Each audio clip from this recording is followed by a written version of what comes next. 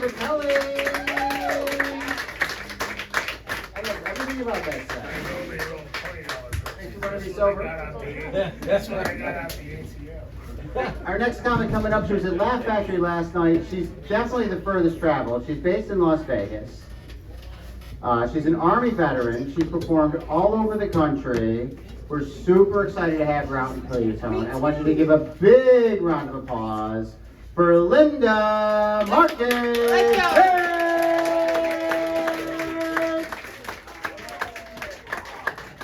Hey, Peotone, how are we doing tonight? I'm so glad to be here. I've been aging. Anybody? We're all aging, right? Yes. Yeah, that's right. I'm winning at it usually, though. Yeah. I just turned 21. 1,645 days old today. Killing it with the aging. I gotta tell you, I know what I look like. I look like I'm white and entitled in most circles and that I call for a manager at the drop of a hat. I get it. But I don't call for a manager. I can be the manager. I got a little spunk in me, I'm not gonna lie. I come from the Upper West Side. I know that sounds like I'm floofy and all that, but it's not the Upper West Side of New York. It's the Upper West Side of the U.S. map, Oregon. Loserville. Yeah, big old Loserville. A little town nobody's ever heard of in the news at all, Portland, Oregon. Exactly. My town is now a punchline. They had a deer statue there that the rioters burnt to the ground. And my grandmother and I used to sit in front of it and have lunch. And Portland used to say that they were the town that kept it weird. Well, now they have to say the buck stops there. That's the pun portion of the evening. Anyway, yeah. So, I started comedy very young in life. Give it up for an old lady following her dreams young at life. Thank you. I started at age 63. Wow. Strap in, young people, it's going to get bumpy. And after about 9 years of this nonsense, I now have to identify as old as all get out. Nothing wrong with that. That's right, nothing wrong with it. I hear you, I'll take that. I started comedy in my hometown of Portland, Oregon, as an older white comedian in a very LGBTQ friendly environment, right? They weren't having it. They were not having it. Oh my gosh, I couldn't even get the other comedians to stay and watch. I literally taught them to go outside and smoke. I'm gonna outlive them. Them this sweet. Yeah. So I did all kinds of things to try to get them to pay attention to me. I'm a dipsy dumpster diver. And I would jump in dipsy dumpsters of big box stores and dig out little trinkets and give them to the comics if they would pay attention. And I have a trivia question at the end of my set. So they'd have to pay attention to win a trip. They didn't know I was getting out of a dipsy dumpster. Jokes on them. Then I still had trouble getting them to listen because they caught on to the whole dipsy thing.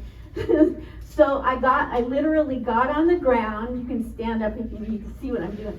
I would get on the ground and do sit-ups through my entire set for 5 minutes just to get them to pay attention. Turns out, all they wanted me to do was one curl up. Curl up and die already, bitch.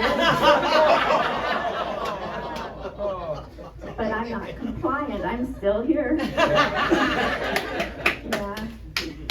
As an older woman, we get weird compliments. As you age, you start getting really awkward compliments, right? Ladies, can you agree? Yeah, if you're with a man, you don't want to agree right now. I get it. You get these compliments, and have you ever wanted to just fist a barista? I mean deck 'em.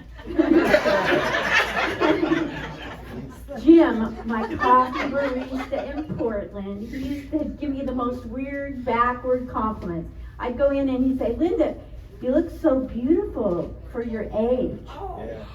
I know. And I would say, in my head, I would say, Jim, you look fabulous for a dropout from the hair club for men. I didn't want to look at you, sir. When I said that. I did.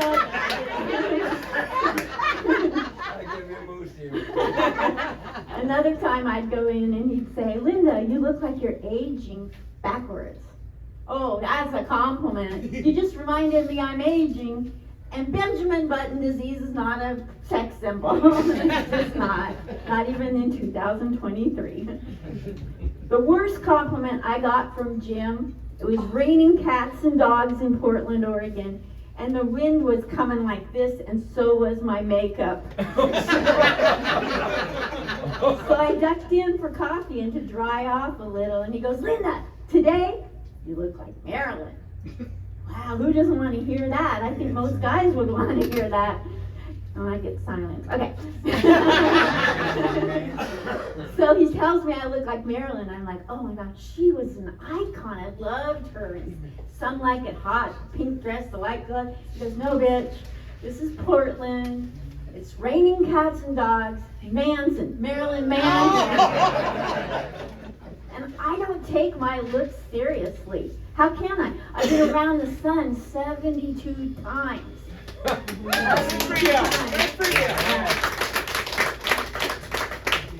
And I don't think I look like Marilyn. Not a bit. I think I look like if Marilyn had had a sister. And the sister had to pop out of a cake and fuck Ted Kennedy.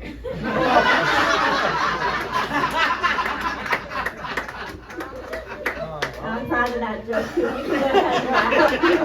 It's a visual, I get it. Yeah.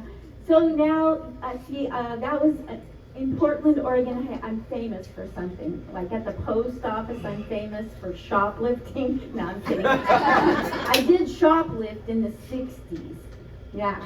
I was really good at it. And I hate to brag, but that's all boomers do is brag. The boomers aren't laughing.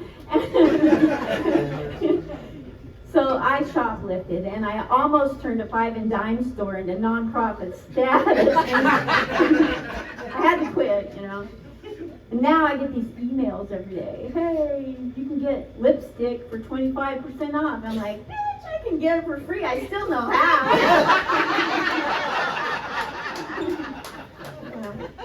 But yeah, in the set, I quit doing all the shoplifting. And then in the 70s, I went to the post office. Does anybody remember what a post office is? Yeah, and when I'm in there, these eyes are following me. And I knew he wanted me. I just knew it. Well, it was a poster of Uncle Sam, and it said he wanted me. I'm a boomer. We did not learn to say no to a man. He wants me. He really wants me. And if I couldn't say no to my real grandpa, how am I going to say no to a That's my favorite joke. Yeah. So I go in the army, and they put me on a post in Germany. Like, I'm part Jewish. Hey, did you check my record? So I get there, you know, and fortunately I could pass. They didn't know I was Jewish. But I get in this post, and they put me with 2,000 men. One woman, only woman, 2,000 men. And I'm really bad at math, you guys. Really bad at math. It's a good thing I joined for 3 years. Every day, I think you guys know where I'm going. Every day I was like, how many times a day are they going to try to shove 2,000 into one? I don't have any kind of a remainder. How'd you like to see that on your kid's story problem? It's like, teacher, get this question out. But anyway, yeah, I loved being in the military. I loved being in Germany. They put me on a post where my grandmother was born. It's called Hanau, Germany. Anybody a soldier here? Veteran, military family? Nothing. how come are you laughing at these jokes? Yeah, well, anyway, they put me on this post in Hanau, Germany, and that's where the Grimm fairy tales come from.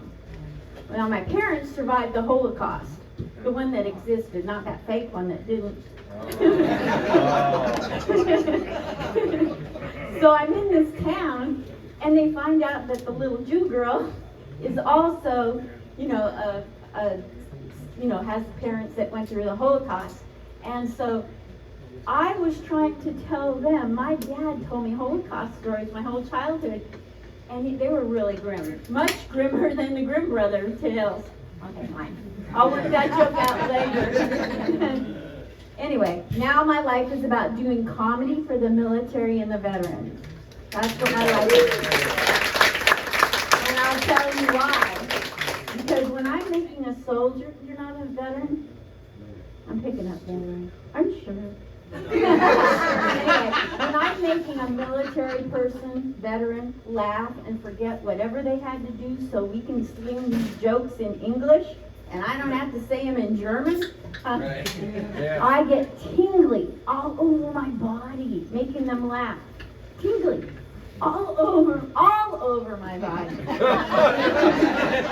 So I know I'm gonna always want to keep going out there and finding more GI spots.